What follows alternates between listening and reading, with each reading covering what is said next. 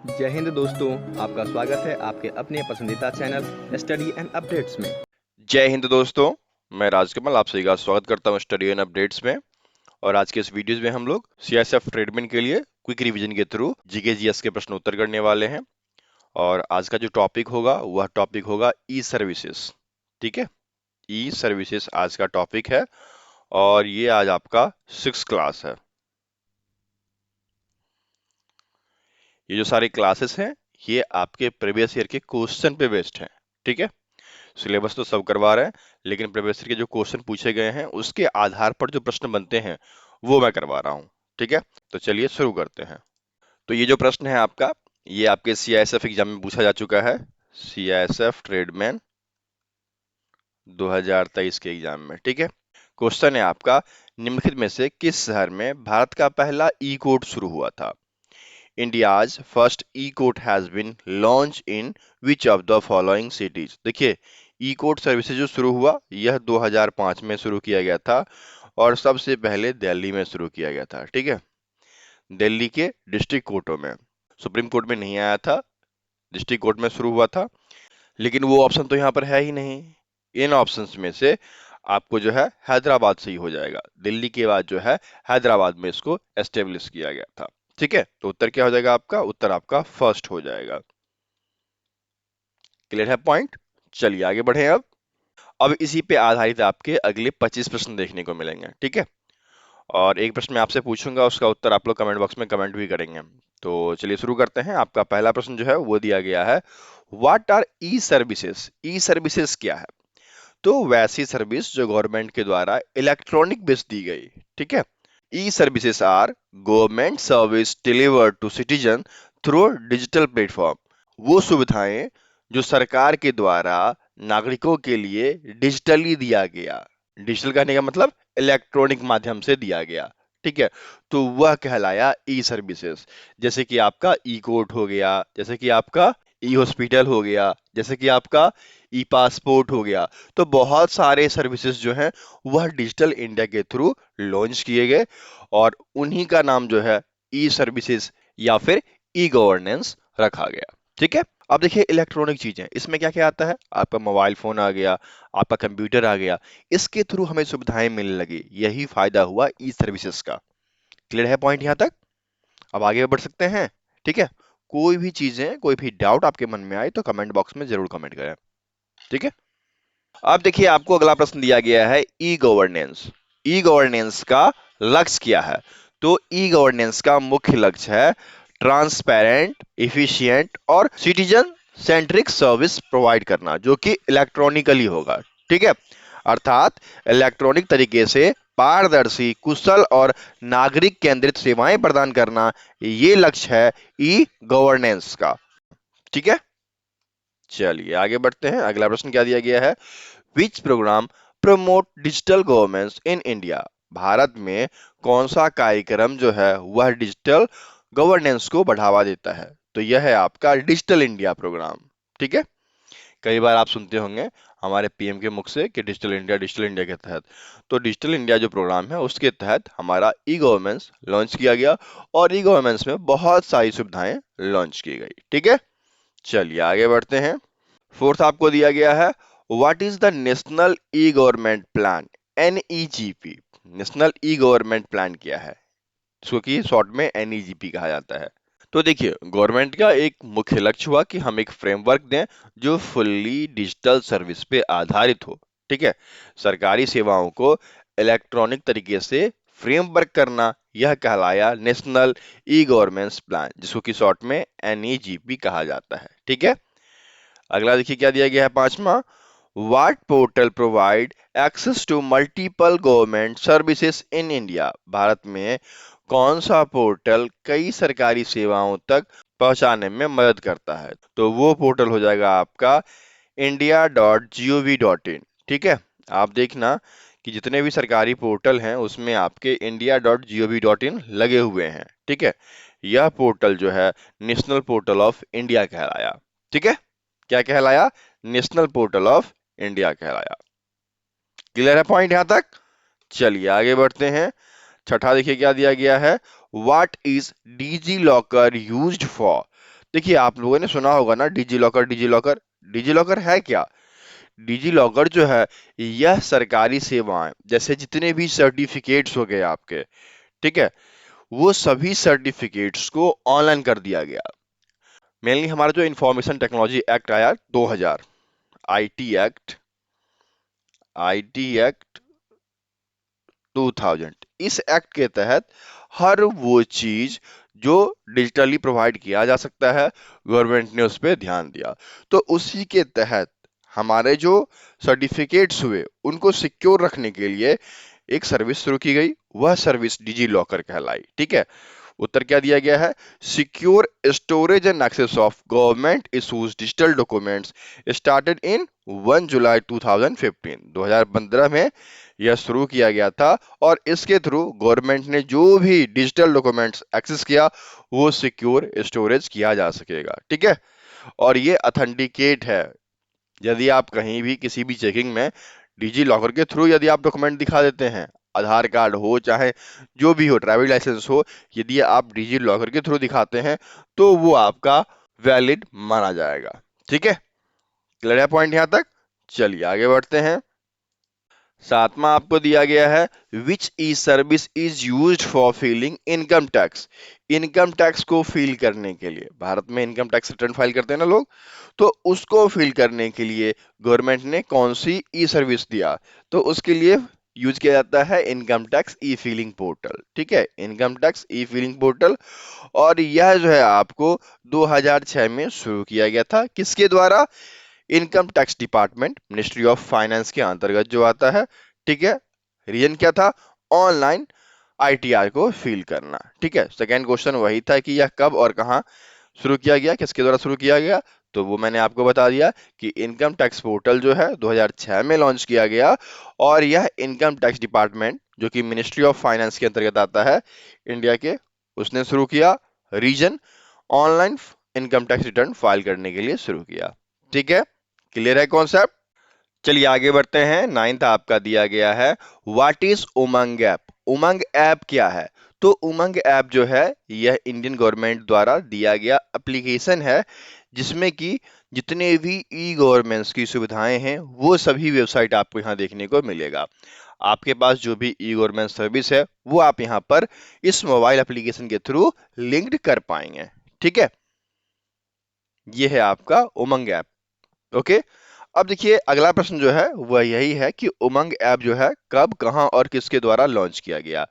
तो उमंग एप्लीकेशन जो है यह आपको 23 नवंबर 2017 को लॉन्च किया गया। किसके द्वारा? गवर्नमेंट ऑफ इंडिया के द्वारा। किसके अंतर्गत? पार्ट ऑफ डिजिटल प्रोग्राम के अंतर्गत। ठीक है, समझ गए? तो ये था उमंग ऐप के बारे में। एक और चीज आप जान लीजिए, वो है आपका full form of Umang app. ठीक है, Umang, U M A N G, U for unified, M for mobile, A for application, N for new age और G for governments। ठीक है, unified mobile application for new age governments, यह कहलाया उमंग। ठीक है, clear है पॉइंट यहां तक? चलिए आगे बढ़े अब।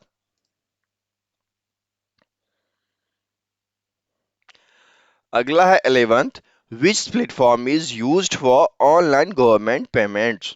ऑनलाइन सरकारी पेमेंट के लिए कौन सा प्लेटफॉर्म इस्तेमाल किया जाता है? देखिए, ऑनलाइन सरकारी पेमेंट के लिए बीबीपीएस वेबसाइट लॉन्च किया जाता है। बीबीपीएस में B for Bharat, B for bill, P for payment, S for system, BBPS, Bharat bill payment system. ये लॉन्च किया गया गवर्नमेंट के द्वारा। कब? 2016 में लॉन्च किया गया था। किसके थ्रू? तो रिजर्व बैंक ऑफ इंडिया के थ्रू। ठीक है, ऑपरेट कौन करता है इसको? ऑपरेट करता है एनपीसीआई। एनपीसीआई का मतलब national payment corporation of India, जिसके अंतर्गत यूपीआई आते हैं। ठीक है, यूपीआई पेमेंट जितने आते हैं वो एनपीसीआई के अंतर्गत आते हैं। तो आरबीआई ने इसको लॉन्च किया और ऑपरेट जो हो रहा है वह एनपीसीआई के अंतर्गत हो रहा है। ठीक है, इसका काम क्या था कि जितने भी सरकारी पेमेंट्स हैं उसको इंटीग्रेट करना। समझ गए? Concept clear? चलिए आगे बढ़े अब। 12वां आपको दिया गया है, ई हॉस्पिटल सर्विसेज क्या है, इसके बारे में पूछा गया है। तो ई हॉस्पिटल सर्विस जो है यह एक ऑनलाइन सर्विस है जो कि हॉस्पिटल्स में अपॉइंटमेंट देता है। जो भी सरकारी अस्पताल हैं उन सभी में ऑनलाइन अपॉइंटमेंट बुक करने के लिए सरकार ने क्या शुरू किया? ई हॉस्पिटल सर्विसेज शुरू किया। ठीक है, चलिए आगे बढ़ते हैं। और अगला प्रश्न इसी पे है कि ई हॉस्पिटल सर्विसेज जो है वह पहली बार कब और कहां लॉन्च किया गया था? तो यह पहली बार 2015 में इंप्लीमेंट किया गया था। और किस में किया गया? तो एम्स में किया गया। दिल्ली का जो एम्स हॉस्पिटल है उसमें यह शुरू किया गया था। डेवलप किसने किया इस प्लेटफॉर्म को? तो नेशनल इंफॉर्मेटिक्स सेंटर ने इसको डेवलप किया। NIC nick.in। आपने देखा होगा कि बहुत सारी वेबसाइट में nick.in होता है, तो इन मतलब इंडिया हो गया। एनआईसी मतलब क्या होता है? एनआईसी का फुल फॉर्म होता है नेशनल इंफॉर्मेटिक्स सेंटर। ठीक है, तो एनआईसी के द्वारा जो है यह डेवलप किया गया। किसके अंतर्गत? तो अंतर्गत आपके आ गए ministry of health and family welfare. ठीक है, ministry of health and family welfare के अंतर्गत आता है। और किस प्रोग्राम के अंतर्गत? तो डिजिटल इंडिया प्रोग्राम के अंतर्गत। यूज किया है तो ये आपको ऑनलाइन रजिस्ट्रेशन देगा, अपॉइंटमेंट्स देगा, और लैब का जो रिपोर्ट है वह आपको ऑनलाइन देने के लिए ई हॉस्पिटल सर्विसेज लॉन्च किया गया। ठीक है, क्लियर है पॉइंट यहां तक? चलिए आगे बढ़ते हैं। 14वां देखिए क्या दिया गया है, और यह प्रश्न आपको सबसे पहले पूछा भी गया है। क्या? ई कोर्ट प्रोजेक्ट क्या है? तो ई कोर्ट प्रोजेक्ट जो है यह भारतीय अदालत को कंप्यूटराइज करने के लिए किया गया। ठीक है, अब अगला प्रश्न है कि यह पहली बार कब और कहां लॉन्च किया गया? तो ई कोर्ट प्रोजेक्ट जो है वह सबसे पहले 2005 में लॉन्च किया गया। और 2005 में जो लॉन्च किया गया वो लॉन्च किया गया दिल्ली के डिस्ट्रिक्ट एंड सब ऑर्डिनेट कोर्ट्स में। ठीक है, किसके द्वारा लॉन्च किया गया था? तो गवर्नमेंट ऑफ इंडिया के द्वारा। कहां इंप्लीमेंट किया गया और किसके द्वारा इंप्लीमेंट किया गया था? तो एनआईसी के द्वारा इंप्लीमेंट किया गया था। किस प्रोग्राम के अंतर्गत? एनईजीपी, नेशनल ई गवर्नेंस प्लान के अंतर्गत इसको लॉन्च किया गया।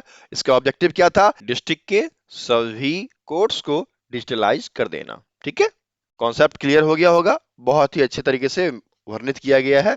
ये पीडीएफ्स आपको फ्री मिल जाएगा। इन पीडीएफ्स के लिए आप लोग वेबसाइट पे जाइएगा। आपको यहाँ पर जो है डिस्क्रिप्शन बॉक्स में एक पीडीएफ के नाम से होगा। ठीक है, उस पे जाइएगा, फ्री पीडीएफ ये आप लोग डाउनलोड कर लीजिएगा। ठीक है, चलिए आगे बढ़ते हैं। 16वां आपको दिया गया है which court start the e court project service first? किस कोर्ट ने सबसे पहले ई प्रोजेक्ट सर्विस शुरू की? तो e court project was first implemented on a pilot basis in district and subordinate courts of Delhi. E-Court project was launched in 2005 under E-Governance Plan। मतलब वही सारी चीजें जो हमने ऊपर पढ़ा है उसी पे एक क्वेश्चन था। बस क्वेश्चन का मेन फोकस था कहाँ शुरू किया गया? तो दिल्ली के डिस्ट्रिक्ट और सब कोऑर्डिनेट कोर्ट्स में। ठीक है, चलिए आगे बढ़ते हैं। 17वां, ये अच्छा प्रश्न है। क्या दिया गया है? Which e service helps in online passport application and in which city was the passport Seva Kendra started first? कौन सी e service online passport application में मदद करती है और पासपोर्ट सेवा केंद्र सबसे पहले किस शहर में शुरू किया गया? तो ऑनलाइन ई सर्विस जो पासपोर्ट के लिए दिया गया वह दिया गया था पासपोर्ट सेवा पोर्टल, जो कि ये है https services2.passportindia.gov.in। ठीक है, ये आपका वेबसाइट है। और ये वेबसाइट जो है सबसे पहले लॉन्च कहाँ किया गया? लॉन्च किया गया चंडीगढ़ में। चंडीगढ़ में आपका पासपोर्ट सेवा केंद्र खुला 2010 में, और वहां पर सबसे पहले ऑनलाइन पासपोर्ट का कार्यक्रम शुरू किया गया। ठीक है, साल 2010 में चंडीगढ़ में सबसे पहले जो है पासपोर्ट सेवा केंद्र खोला गया। ये किसके अंतर्गत आता है? ये आपके विदेश मंत्रालय के अंतर्गत आता है। ठीक है, प्रोजेक्ट क्या था? पीएसपी, पासपोर्ट सेवा प्रोजेक्ट। ठीक है, क्लियर है यहां तक? चलिए आगे बढ़े। अब देखिए आपका अगला जो ये दो क्वेश्चन है बहुत ही अच्छा है। एक तो है आपका ई प्रोक्योरमेंट और एक है आपका जीईएम पोर्टल। दो चीजें हैं। तो ई प्रोक्योरमेंट क्या है? ये आपको ऑनलाइन गुड परचेज करने के लिए गवर्नमेंट ने लॉन्च किया। ठीक है, online purchasing of good and services by the government. सरकार के द्वारा जो ऑनलाइन चीजें खरीदी जाती है, गुड्स खरीदे जाते हैं, वो कहलाया ई प्रोक्योरमेंट। और गवर्नमेंट ने क्या किया कि उसका एक मार्केट प्लेस बना दिया। वो मार्केट प्लेस जीईएम पोर्टल कहलाया। ठीक है, क्लियर है ना पॉइंट? चलिए आगे बढ़े अब। 20 आपको दिया गया है which e services provide pension service digitally. कौन सी सर्विस जो है डिजिटल रूप से पेंशन की सेवाएं प्रदान की? तो यह सेवा आपका कहलाया जीवन प्रमाण सेवा। क्या कहलाया? जीवन प्रमाण सेवा। और जीवन प्रमाण सेवा जो है यह सबसे पहले कहाँ शुरू किया गया? तो यह सबसे पहले दिल्ली में शुरू किया गया था। कब? 2014 में लॉन्च किया गया था। ठीक है, किसके द्वारा? Ministry of electronics and IT. इसका शॉर्ट फॉर्म क्या होता है? MEITY। ठीक है, क्लियर है पॉइंट यहां तक? समझ में आ रहा है तो वीडियो को लाइक कर दीजिएगा और इसे अपने दोस्तों के साथ शेयर भी कीजिएगा। चलिए आगे बढ़ते हैं। अगला देखिए क्या दिया गया है। 22 आपको दिया गया है what is E name. E name क्या है? ई नेम जो है यह ऑनलाइन ट्रेडिंग मार्केट है। किसके लिए? एग्रीकल्चर के लिए। ठीक है, चलिए आगे बढ़ते हैं। 23 दिया गया है which platform enables digital signature. Digital signature के लिए कौन सा प्लेटफॉर्म बनाया गया? तो ई साइन सर्विस। ठीक है, आजकल जितने भी डॉक्यूमेंट्स हैं उन सभी में ई साइन होता है और ई साइन डिजिटली प्रमाणित करता है कि ये चीजें ऑथेंटिकेट है। ठीक है, चलिए आगे बढ़ते हैं। नेक्स्ट देखिए आपका क्या दिया गया है। 24 दिया गया है what is CSC means. CSC means common service centre. और ये कॉमन सर्विस सेंटर जो है यह रूरल रिमोट एरियाज के लिए दिया गया, जहां पर गवर्नमेंट के द्वारा जो भी इलेक्ट्रॉनिक सर्विस लॉन्च किया गया वह डोर टू डोर मिल सके। ठीक है, और अब आपका आखिरी प्रश्न 25 क्या दिया गया है which e service help student apply for scholarships. कौन सी ई सर्विस जो है छात्रों को स्कॉलरशिप अप्लाई करने के लिए मदद करती है? तो उस पोर्टल का नाम है नेशनल स्कॉलरशिप पोर्टल। ठीक है, तो इस प्रकार से 25 प्रश्न जो हैं ई सर्विसेज पे आधारित वो मैंने बता दिए। अब बारी है आपकी, आपसे एक प्रश्न पूछा जाएगा। प्रश्न क्या है? What is the main benefit of E services. E services का मुख्य फायदा क्या है? तो ई सर्विसेज का मुख्य फायदा इन चार में से कोई एक है, और जो ऑप्शन आपको सही लगता है उस ऑप्शन को आप लोग कमेंट बॉक्स में कमेंट करेंगे। ठीक है, और यदि आपको किसी प्रकार का PDF चाहिए एग्जाम से रिलेटेड तो हमें व्हाट्सअप कर लीजिएगा। हमारा व्हाट्सअप नंबर है 7979946092। ठीक है, मिलते हैं फिर अगले वीडियो में। तब तक के लिए जय हिंद, जय भारत।